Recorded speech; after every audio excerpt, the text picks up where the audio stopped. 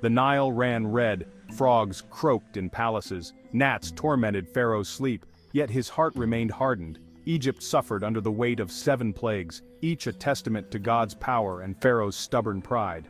Still, he clung to his defiance, refusing to acknowledge the God of Israel or free his people. Moses, God's faithful servant, stood before Pharaoh again. His message remained unchanged. "Let my people go, so that they may worship me." But Pharaoh's heart, hardened like granite, refused to yield.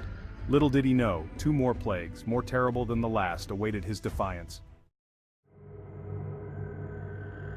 A buzzing filled the air, faint at first, then growing into a deafening roar. From the east, a vast cloud blotted out the sun. The 8th plague, a relentless army of locusts, descended upon Egypt. They were like a living blanket, covering the sky, their shadows swallowing the land. Every green stalk, every budding flower, every fruit-laden tree became a feast for the ravenous horde. Fields, once bursting with life, were stripped bare in hours. The air, thick with the stench of devoured crops, echoed with the cries of despairing Egyptians. As quickly as the locusts came, they vanished at God's command, leaving behind a ravaged land. But respite for the Egyptians was short-lived.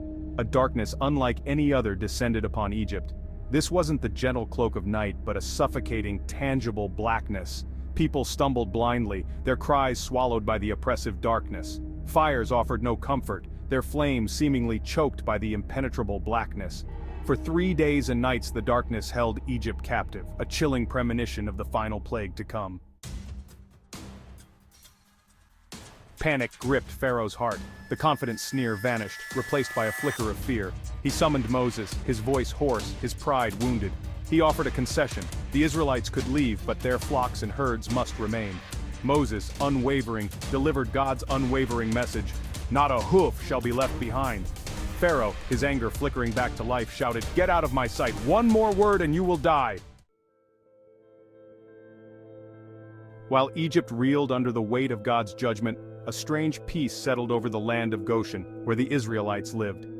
The locusts, obeying a divine command, had flown over their homes, leaving their crops and livestock untouched. Even the suffocating darkness parted around their dwellings. They moved freely in the light of God's presence, while Egypt remained trapped in terrifying darkness. This stark contrast underscored the power of God's protection and the depth of Pharaoh's folly. The plagues were not merely punishments. They were pronouncements of God's power and his unwavering commitment to his people. The locusts and the darkness, like the plagues before them, pointed to the truth Pharaoh refused to acknowledge. The God of Israel reigned supreme. Pharaoh, though momentarily shaken, remained defiant. But his defiance, like the darkness that gripped his land, would soon be dispelled. The God who controlled the locusts and commanded the darkness held Pharaoh's fate in his hands, and deliverance was coming for his people. If you enjoyed this journey through the plagues and God's deliverance, please like and subscribe to follow the incredible story of Moses and the power of God's deliverance.